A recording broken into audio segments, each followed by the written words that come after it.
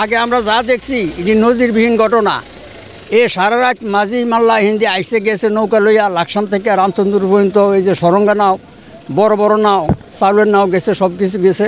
সারা রাত মানুষে গাঙের ভিতরে মাছ মারছে, কেউ এই আর নৌকা বাইছে। তখন এই গাঙের মধ্যে মাছ মাইরে মাইরে তো অনেকে গৃহস্থ চলছে, জাঁক দিয়া ব্যাগ দিয়ে বাইদা মাছ মাইরে মাইরেও অনেক খানা খাইছে।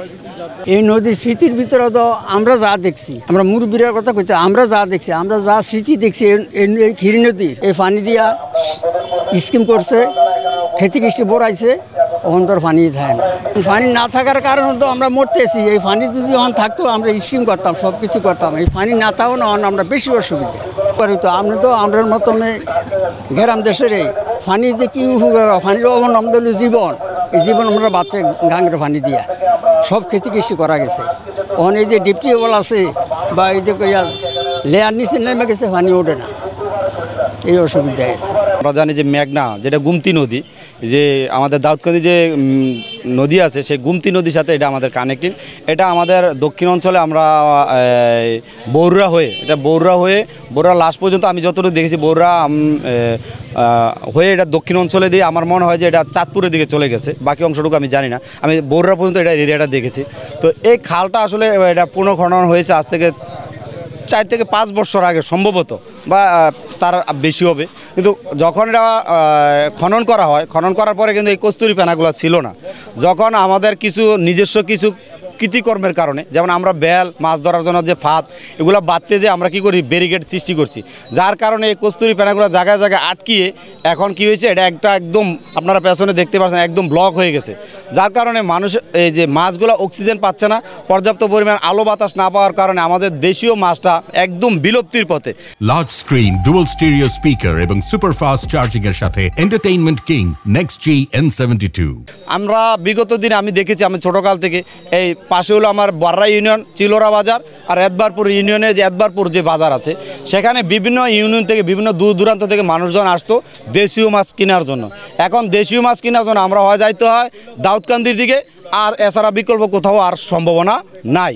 তো এটা হলো আমাদের যে আমরা স্বেচ্ছাশ্রমের ভিতরে আমাদের এরিয়াটা যেটুকু আছে 3.5 থেকে 3.5 কিলো হবে, আমি এটুকু বিশ্বাস করি। এইটুকু পরিমাণ মানে আমার ইউনিয়ন যেটুকু আছে এইটুকু পরিমাণ আমরা আজকে স্বেচ্ছাশ্রমের ভিতরে সবার সাথে আলাপ আলোচনা করে আজকে উদ্যোগ নিয়েছি।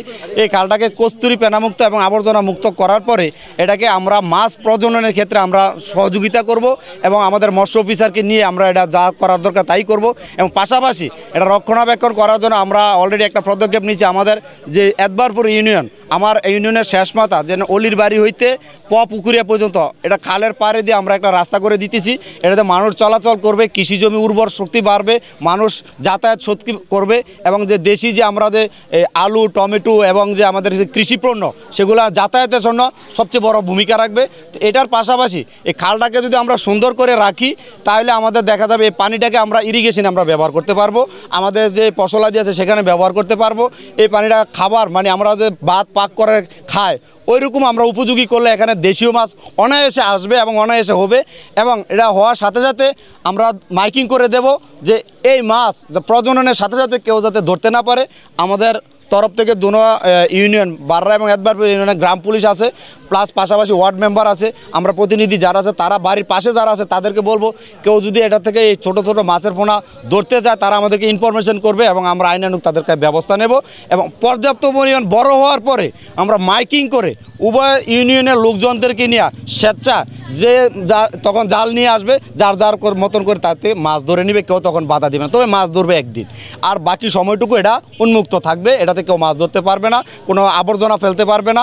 খালটা একটা সুন্দর একটা খাল করতে চাই যেখানে মানুষ এসে দেখবে যে না ইচ্ছা করলে অনেক কিছু করা সম্ভব।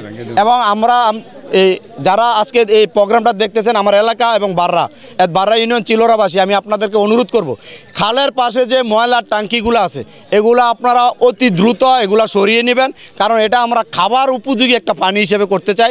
আর আমার জানা মতে বর্তমান প্রেক্ষাপটে সব পুকুরে মাছ চাষ হওয়ার কারণে পানি ব্যবহার করা অনুপযোগী হয়ে গেছে। আমরা যদি এটারে উপযোগী করে তুলতে পারি তবে এই পানিটা সবাই ব্যবহার করতে পারবে। তো এই কারণে বলবো খালের দুনো পাশে যারা সেফটি ট্যাঙ্কি আছে বিশেষ করে এগুলোকে মাছগুলোকে মুভ করে নেওয়ার জন্য, তাহলে আমাদের এইটা আমরা কার্যক্রমটা সুন্দরভাবে আমরা করতে পারবো এবং দেশীয় মাছ আমরা খেতে পারবো। সেই আশাবাদ ব্যক্ত করে সবাই সুস্বাস্থ্য কামনা করে আজকের মতো এখানে বিদায় নিচ্ছি।